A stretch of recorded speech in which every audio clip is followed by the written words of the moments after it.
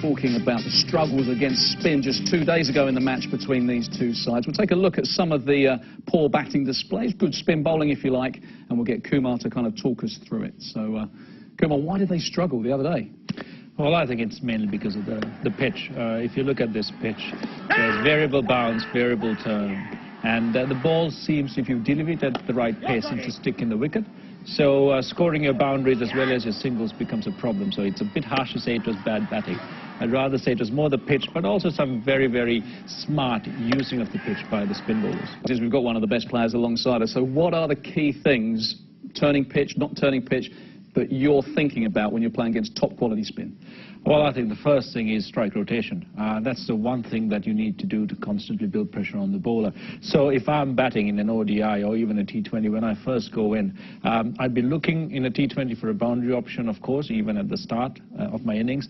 But I'll have my areas of scoring. I'll be punching down the ground to long off, long on, and the sweepers for once. And if they're Eastern, I'll be trying to work it away on the leg side. That's in the World Cup, 50-over game. You're just starting to accelerate.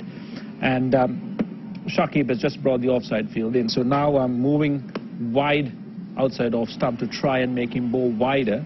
That opens up the offside as well as the leg side. Against Maxwell in the next game, it was a case of trying to get him off his length. So one down the track, hit against the spin because there's not much turn. And the next one, predictably, most good spin bowlers won't do it, but Maxwell's more of a part-timer. He dropped it short enough for me to go back and cut. So I think good players of spin, I don't consider myself one of the best players of spin, I manage, but the better players of spin. Just go back to you said the first ball you got in a T20 and you potentially have a boundary option. When do you work out what is your boundary option? Well, it depends. One of the best examples I can give you was the last T20 World Cup final when I went into bat. I had in my mind the fact that if Jadeja bowls to me, he'll bowl round the wicket. The moment he bowls around the wicket immediately to me at the start, makes it a bit risky for me to start off by going across the line. But for some reason, he started off bowling over the wicket. And the moment I saw him there, in my mind, I immediately knew they had brought short fine leg to short square leg, taken the deep square leg finer, and suddenly I knew anything just outside off stump, I had a free hit over square leg. And the first two boundaries I hit, one was a 4, one was a 6, was over that square leg fielder, and immediately got me going. So when I go in and I see the field, I see the bowler, immediately it strikes me, this is what I can do. We saw that footage there of Shakib Al-Hassan bowling to you, like Jadeja, a left armour. Talk us through those foot movements, because they look quite extravagant at one stage. Why are you getting so far across? Explain that to us. Because I'm trying to open up both sides. Once I go here, it gives me a really good option. If he goes really wide, I can drive him through the offside. He doesn't have a sweeper down there. I still remember that in that instance. But if I go down here and he bowls it slightly straighter, I can go between deep mid-wicket and long on with a slog sweep, or even when they push the square leg a bit squarer, I can even go a finer sweep for 4 runs here. So it's always giving me a boundary option, and if nothing works, at least I can still dink it to short square leg and run.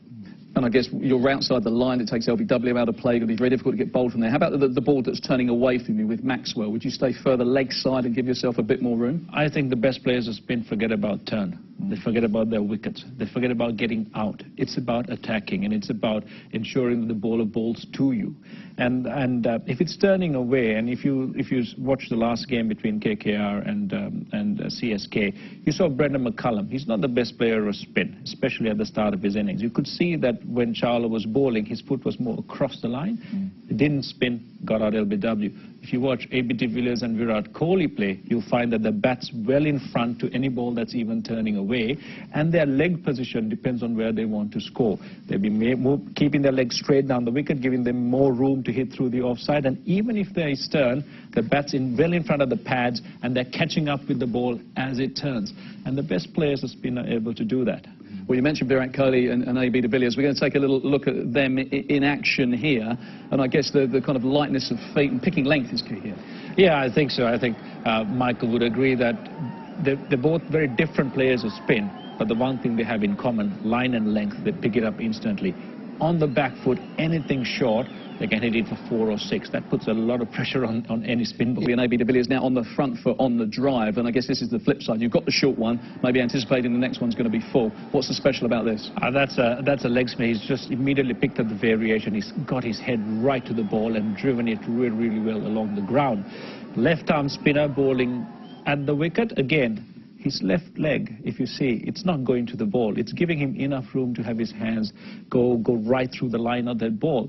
And you can see his hand speed, his bat speed. You will see that he's not really hitting across it, but rather hitting through it. And if he gets close enough, and Virat does, he has a big stride forward, head right over the ball, so it allows him to still hit through the ball even on a turning wicket.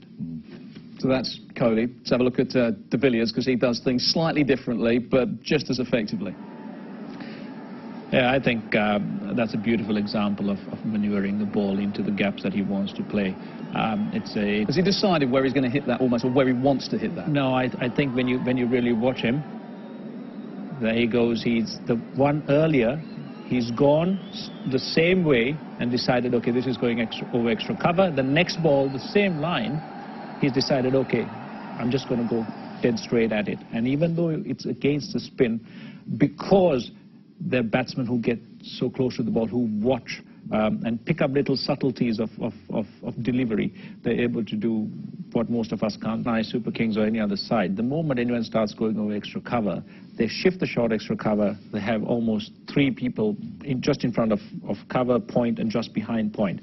Then they bring the sweeper to cover that shot over extra cover. Immediately you do that, players now just go reverse. Yeah. You know, we were all taught that these were not real cricketing shots, but the point is, I think we all have to adapt. Youngsters, especially in any country, England, Sri Lanka, wherever, they have to have more options. And when you watch players like this, it's very important to really understand that cricket's about moving the game forward. If you're a batsman, it's about scoring runs. Yeah.